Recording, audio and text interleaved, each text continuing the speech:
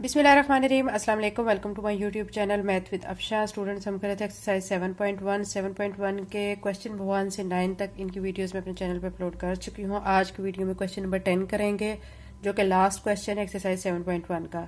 इसमें कहा गया है शो दैट, आपको ये पॉइंट्स गिवन है, ठीक है। उन्होंने कहा है आपसे कि आपने बताना है कि ये वर्टिसेस ऑफ रेक्टेंगल हैं, ठीक है, या नहीं है, या आपने प्रूव करके दिखाना है। एंड प्रूव दैट, और साथ में आपने ये भी प्रूव करना है कि triangle A B C and triangle A B D form right triangles, यानी इनमें जो दो ट्रायंगल्स बनती हैं क्या वो राइट ट्रायंगल्स हैं, तो ये भी आपने प्रूव करके दिखाना है। तो क्वेश्चन नंबर 10 का सोल्यूशन करते हैं। क्वेश्चन नंबर 10 के सोल्यूशन में बच्चों सबसे पहले ये गिवन पॉइंट्स हैं ए बी सी डी, ये मैंने सारे यहाँ पे लिख लिए हैं। अब रेक्टेंगल के ये वर्टिसेस हैं या नहीं है, ये हमने साबित करना है।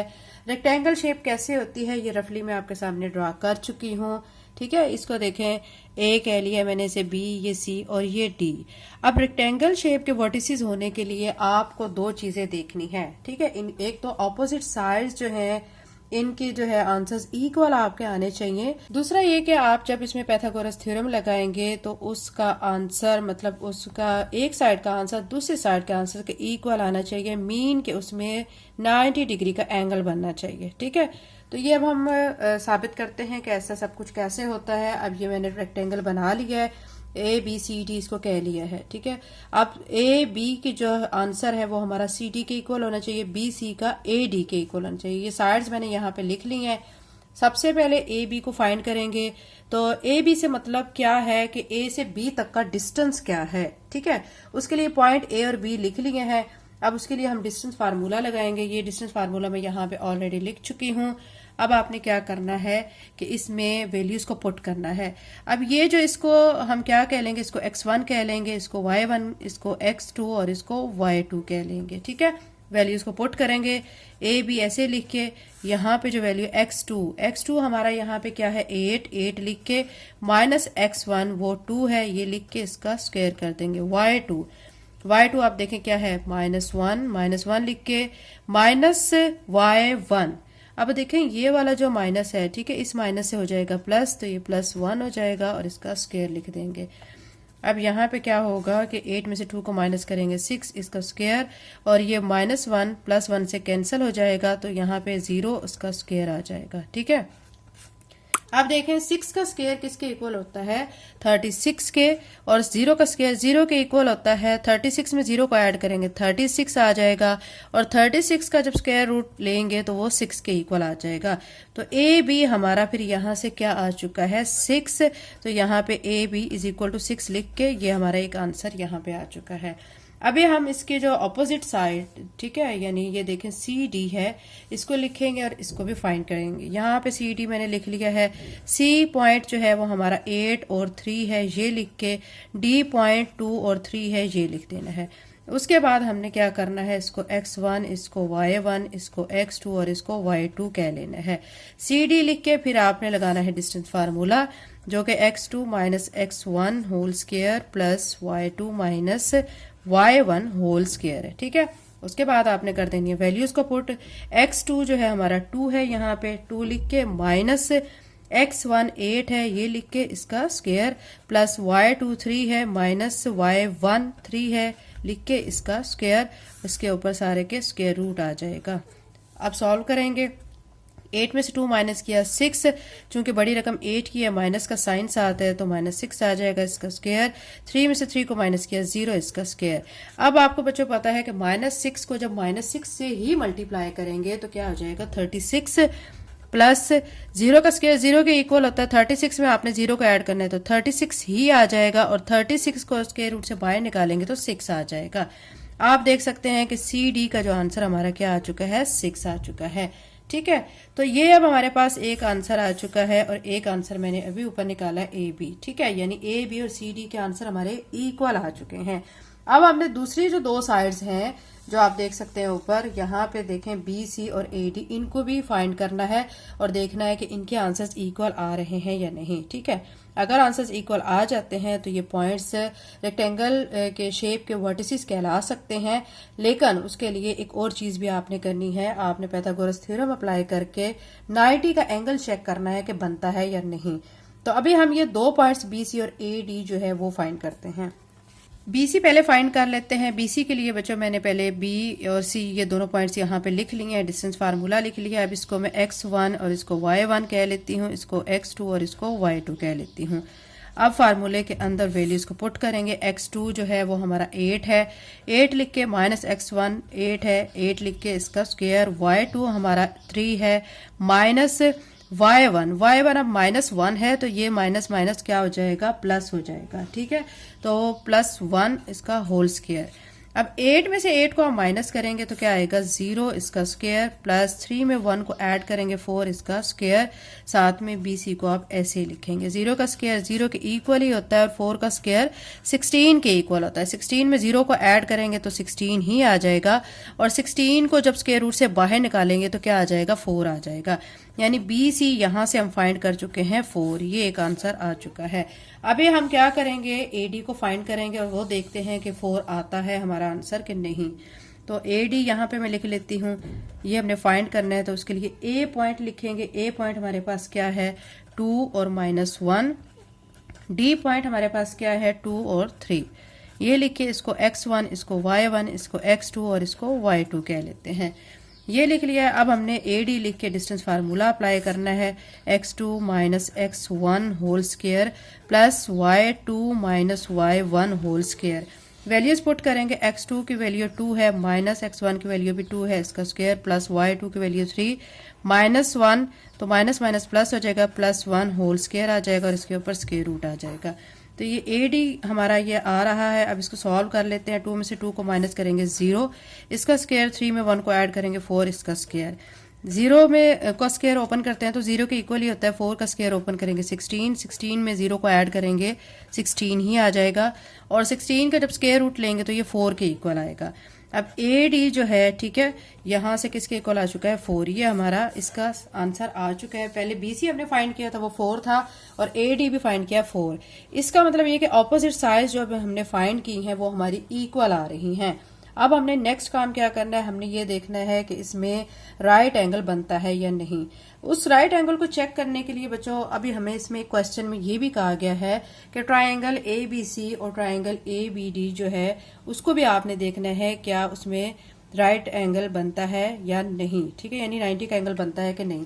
अब अगर हम उन दोनों में फाइंड कर लेंगे ना तो हमारा जो है यहाँ पे रेक्टेंगल का एंगल भी फाइंड ऑटोमेटिकली हो जाएगा। तो अब हम फाइंड करते हैं। अब बच्चों हमारे पास जो शेप है, ठीक है, वो शेप देख सकते हैं रेक्टेंगल है। रेक्टेंगल शेप मैं आपके सामने दोबारा से ड्रा करके बताती हूँ। ये A है, इसका B और ये C और ये D। ठीक है, अब हमने जब ये देखना है कि ट्रायंगल ABC और ABD इनमें 90 का एंगल बनता है या नहीं बनता, तो उसके लिए हमें क्या करना होगा, पहले डायगोनल को ड्रा करना होगा। सबसे पहले देखें A से C तक एक डायगोनल ड्रा करना है आपने, फिर B से D तक दूसरा डायगोनल ड्रा करना है। अब जब ये आपने डायगोनल ड्रा किए हैं, आप ये A से B तक तो फाइंड कर चुके हैं, B से C तक भी फाइंड कर चुके हैं, C से D तक भी और D से A तक भी फाइंड कर चुके हैं। लेकिन आप A से C तक जो है वो वैल्यू अभी फाइंड आपने नहीं की और B से D तक की भी नहीं की। यानी ये जो डायगोनल हमने ड्रा किया ना, इनकी वैल्यूज को भी हमने फाइंड करना है। तो सबसे पहले ये जो AC मैंने यहाँ पे डायगोनल ड्रा किया है उसके लिए मैं वैल्यू फाइंड कर लेती हूँ। तो मैंने यहाँ पे लिख लिया फॉर डायगोनल AC, इसको हमने फाइंड करना है। AC फाइंड करने के लिए A और C पॉइंट ले लेंगे। ठीक है, इसको x1, इसको y1, इसको x2 और इसको y2 कह लेंगे। फिर डिस्टेंस फार्मूला लगाएंगे। डिस्टेंस फार्मूला क्या है, x2 minus x1 whole square plus y2 minus y1 whole square. अब इसमें वैल्यूज को पुट करेंगे। x2 की वैल्यू 8 है, माइनस x1 की वैल्यू 2 है, 2 लिख के इसका स्क्वायर, प्लस y2 की वैल्यू 3 है, माइनस y1, तो माइनस y1 की जो वैल्यू है ना वो -1 है, तो दोनों माइनस माइनस प्लस हो जाएगा और 1 आ जाएगा इसका होल स्क्वायर। 8 में से 2 को माइनस करेंगे 6 इसका स्क्वायर, प्लस 3 में 1 को ऐड करेंगे 4 इसका स्क्वायर हो जाएगा। अब 6 का स्क्वायर ओपन करते हैं तो 36 आ जाता है और 4 का स्क्वायर ओपन करें 16, 36 में आपने 16 को ऐड करना है तो 52 स्क्वायर रूट में आ जाएगा। ये हम एक डायगोनल ड्रा जो किया था AC वाला वो फाइंड कर चुके हैं। अब हमने जो दूसरा डायगोनल BD जो ड्रा किया है उसको भी फाइंड कर लेते हैं। फॉर डायगोनल BD आपने ऐसे लिखना है और BD फाइंड करने के लिए B और D आपने पॉइंट्स ले लेने हैं। ठीक है, इसको x1 कह लेंगे, इसको y1, ये x2 और ये y2। फिर डिस्टेंस फार्मूला लगाएंगे और उसमें वैल्यूज को पुट करेंगे। तो x2 2 है, 2 लिख लिया, माइनस x1 8 है, 8 लिख के इसका स्क्वायर, y2 3 है, माइनस y1, तो माइनस y1 जो है माइनस 1 है, तो माइनस माइनस प्लस हो जाएगा 1 इसका होल स्क्वायर। 8 में से 2 माइनस किया 6, माइनस आएगा क्योंकि बड़ी रकम 8 की उसके साथ माइनस का साइन है, माइनस 6 आ गया इसका स्क्वायर, प्लस 4 इसका स्क्वायर। माइनस 6 को माइनस 6 से मल्टीप्लाई करेंगे, 36 प्लस 4 का स्क्वायर ओपन करेंगे 16 आ जाएगा। दोनों को ऐड करेंगे 52 स्क्वायर रूट में आ जाएगा। ये हम दोनों डायगोनल्स को फाइंड कर चुके हैं। अब उसके बाद हमने नेक्स्ट काम क्या करना है, हमने देखना है कि जो हमें दो ट्राइंगल्स दी गई हैं ABC और ABD, इसमें 90 का एंगल बनता है या नहीं। ठीक है, अगर 90 का एंगल बनेगा तो वो राइट ट्राइंगल कहलाएंगी। अब उसके लिए आपने क्या करना है, फॉर ट्राइंगल ABC।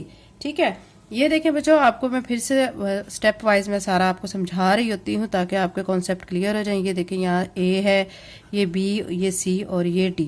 अब ये जो डायगोनल ड्रा किया था AC और ये जो डायगोनल ड्रा किया था BD, अब ये जो हमने AC ड्रा किया था ना, ठीक है, उसमें आप देखें जो ट्रायंगल बन रही है ABC, इसको आपने फोकस करना है। फिर आपकी जो ट्रायंगल दूसरी बन रही है, ठीक है, ये वाली, इसको देखना है आपने, ABD। अब इसके लिए हमने क्या करना है, फॉर ट्रायंगल ABC, पहले ABC के लिए कर लेते हैं।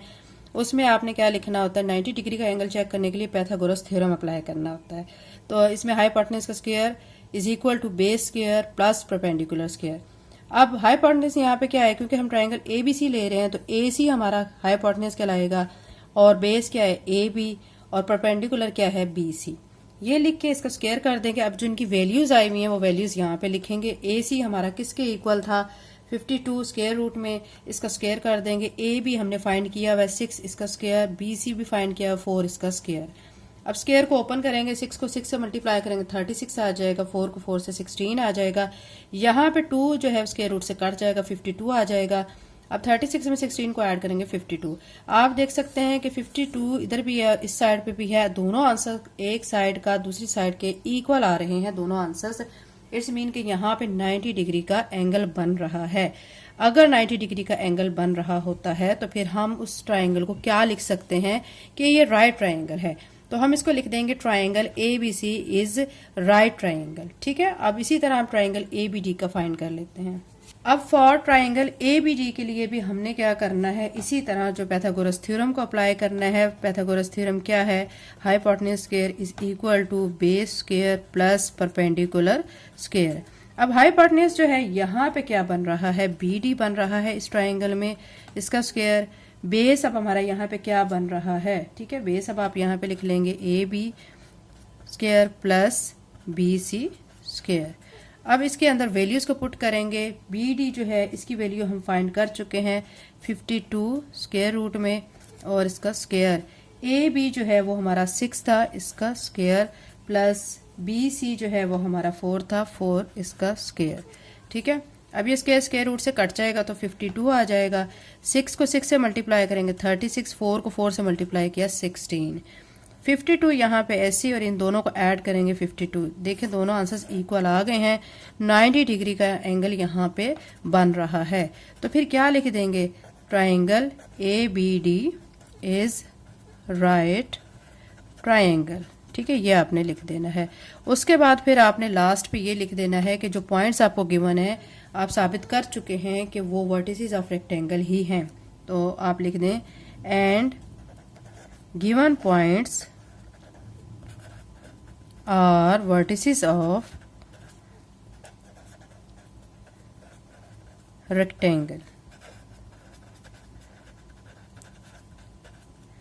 ये बच्चों हमारा क्वेश्चन नंबर 10 कंप्लीट हो चुका है और इसके साथ एक्सरसाइज 7.1 कंप्लीट हो चुकी है। नेक्स्ट वीडियो में इंशाल्लाह एक्सरसाइज 7.2 करेंगे। अगर आप मेरे चैनल पे नए हैं और अगर आपने चैनल को सब्सक्राइब नहीं किया तो पहले सब्सक्राइब करें, वीडियो को लाइक करें, बेल नोटिफिकेशन ऑन कर लें ताकि जैसे मैं वीडियो अपलोड करूं आपके पास नोटिफिकेशन आ जाए। थैंक यू एंड अल्लाह हाफिज़।